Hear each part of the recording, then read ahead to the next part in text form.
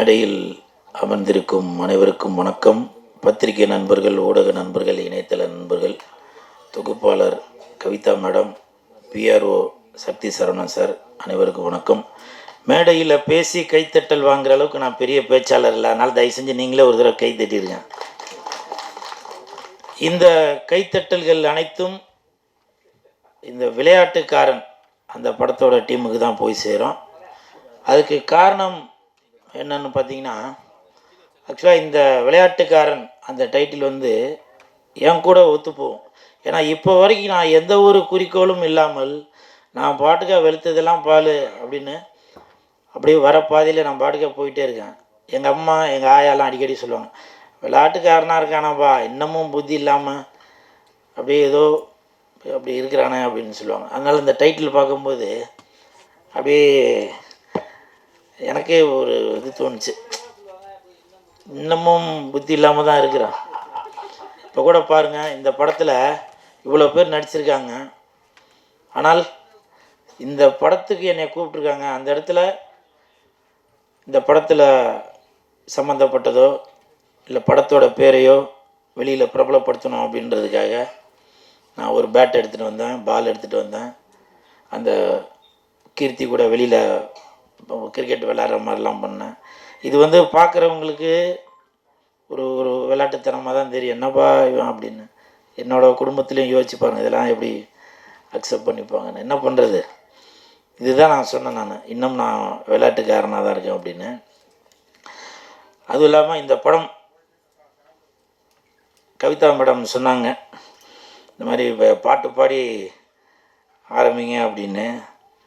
உப்பு இல்லா கடல் இருக்குமா, நட்பு இல்லா வாழ்க்கை நிற்குமா தம்பி, உப்பு இல்லா வாழ்க்கை இருக்குமா, நட்பு இல்லா கடல் இருக்குமா.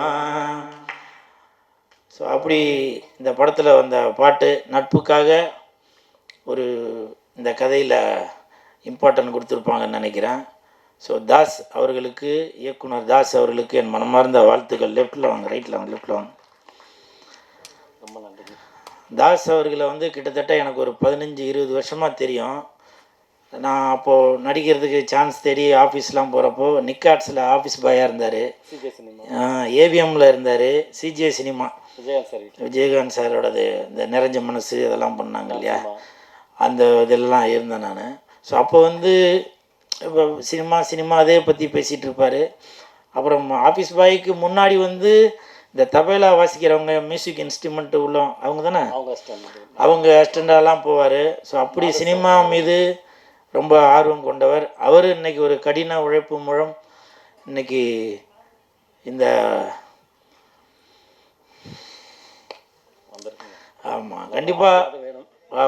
கண்டிப்பாக ஒரு நல்லது நடக்கும், சரிங்களா. அதுதான் விளையாட்டுக்காரன். கண்டிப்பாக இந்த படம் வந்து ஒரு மிகப்பெரிய வெற்றி அடையும். படத்தோட தயாரிப்பாளர் விவசாயி அப்படின்னு சொன்னார், அவருக்கு என் மனமார்ந்த வாழ்த்துக்கள்.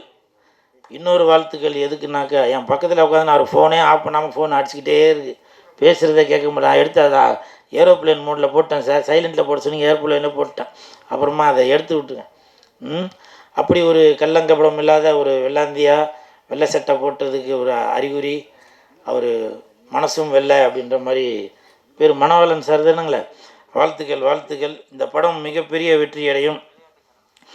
அதே மாதிரி கவிதா மேடம் தொகுப்பாளர், எந்த ஒரு நிகழ்ச்சிக்கு போனாலும் அந்த இடத்துல கவிதா மேடம் இருந்தாக்கா ஒரு ஒரு திருவள்ளுவர் அவங்க வந்து நேரடியாக வந்து அந்த திருக்குறளை பற்றி பேசினா எப்படி இருக்குமோ அப்படி இருக்கும்.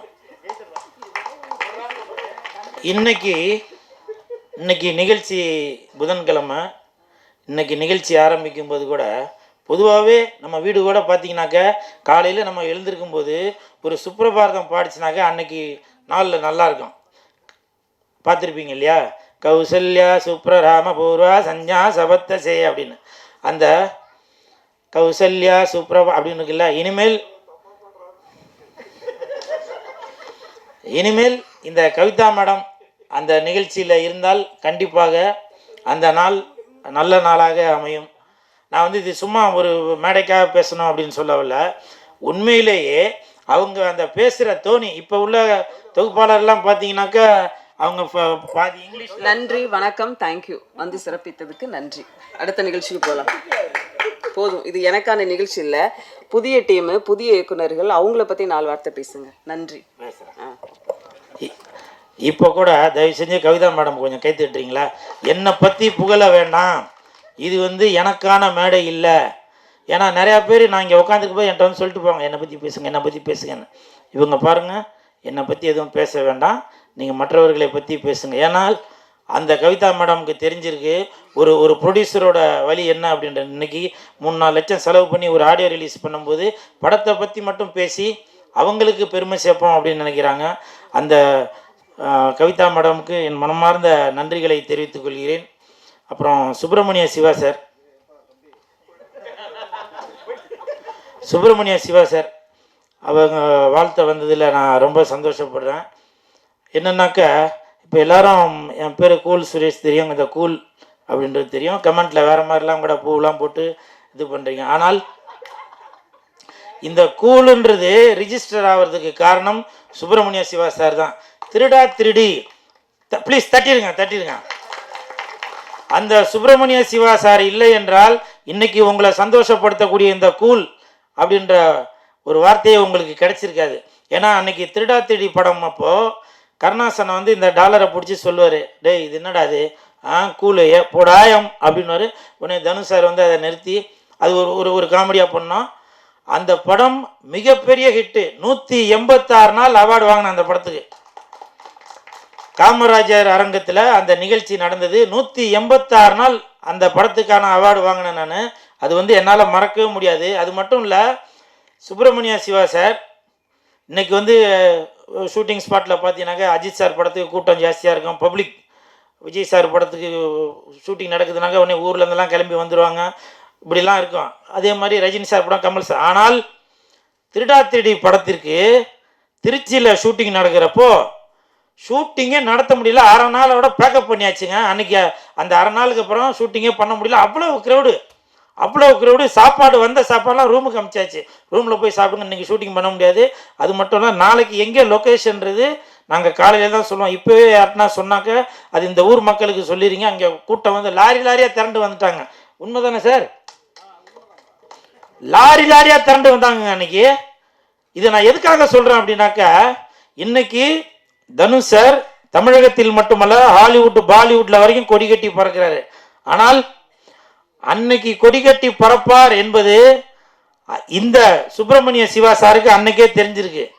ஃபர்ஸ்ட் படம் துள்ளுவத இளமை, அந்த படத்துல கூட தனுஷ் சார் வந்து மெயின் கேரக்டர்ல 4 பேர்ல ஒருத்தர் தான் நடிச்சிருந்தாரு. ஆனால் அந்த படம் ரிலீஸ் ஆன உடனேயே சுப்பிரமணிய சிவா சாருக்கு தெரிஞ்சிருக்கு, கண்டிப்பாக இந்த 4 பேர்ல ஒரு முத்தை அவர் தேர்ந்தெடுத்து அந்த முத்துக்கு நல்லா அவர் பட்டை தீட்டினாரா இல்லையோ, இல்லை அவரே தீட்டிக்கிட்டாரா நான் தெரியல. ஆனால் அப்படி ஒரு அந்த வைரத்தை, அந்த வைடூரியத்தை கண்டு எடுத்து இன்னைக்கு உலகம் முழுவதும் பெருமைப்படக்கூடிய ஒரு மிகப்பெரிய நடிகராக, தயாரிப்பாளராக, இயக்குனராக வந்திருக்காரு அப்படின்னாக்க அது சிவா சாருக்கு அன்னைக்கே அது தெரிஞ்சிருக்கு.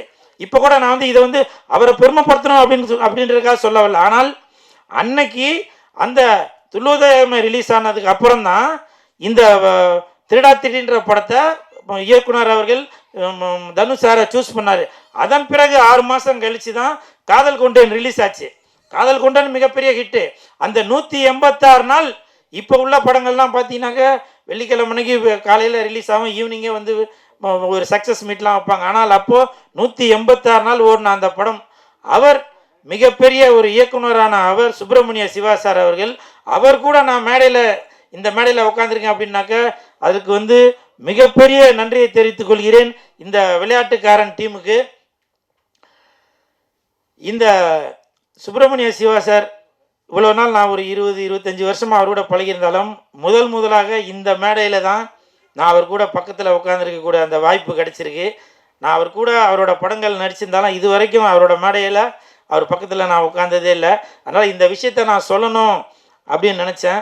நன்றி சார், உங்களால் தான் எனக்கு இன்ன வரைக்கும் ஒரு பேரோடு இருக்குனாக்க அதை நான் எப்போவுமே உங்களை அந்த நன்றி மறமாட்டேன் சார்.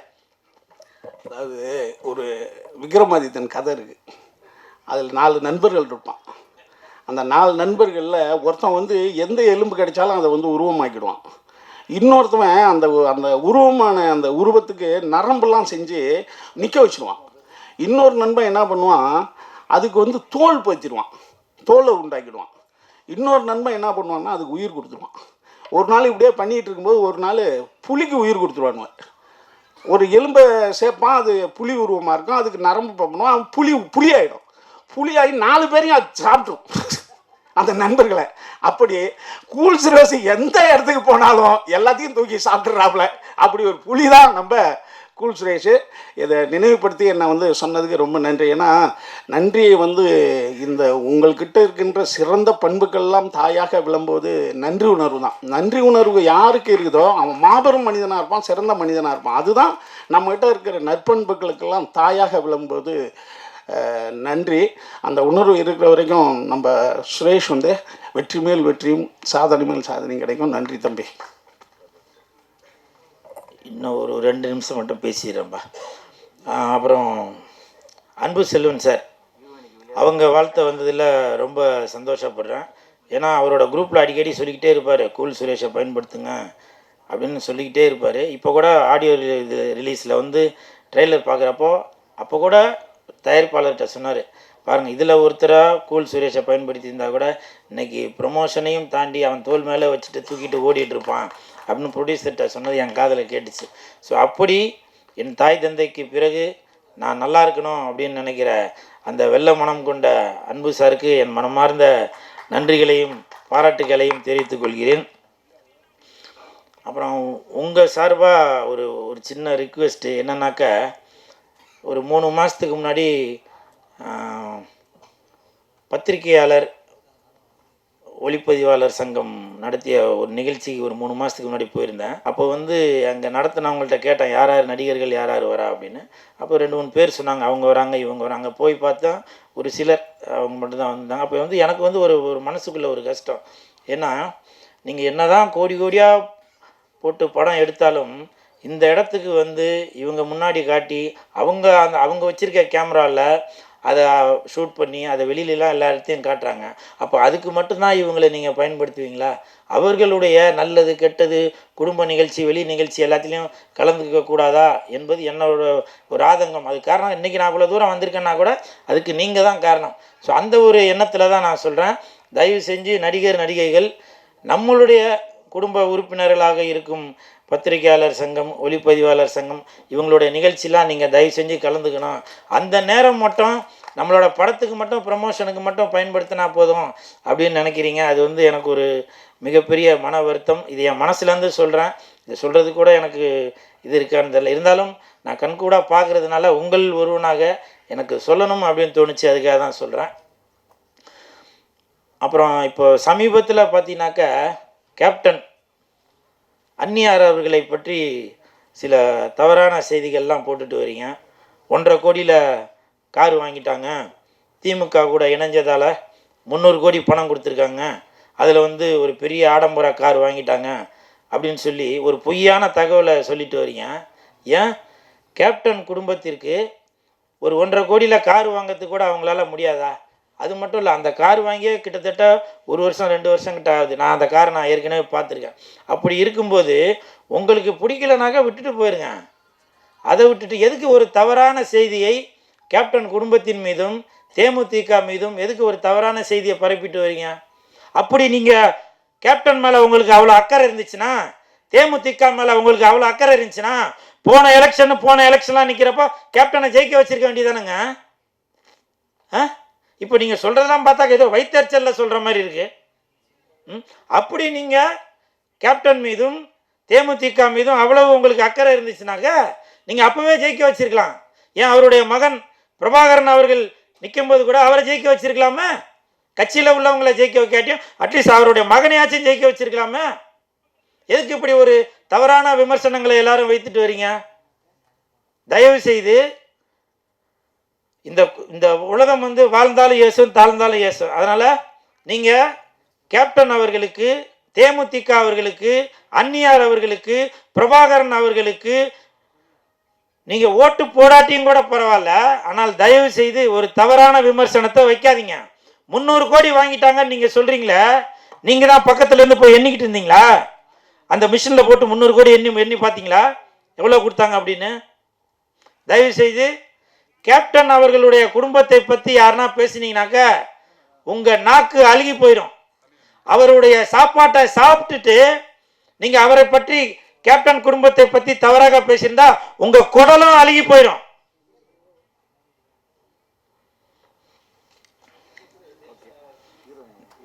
நன்றி, வணக்கம்.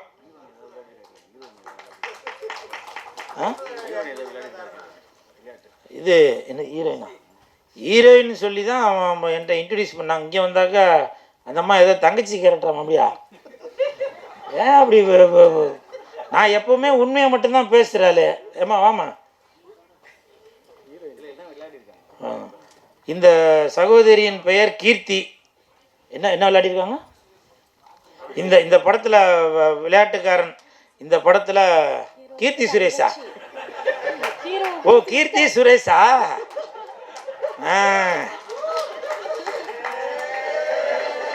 நல்லா இருக்கு, நல்லா இருக்கு, கிடைச்சிருச்சு போல.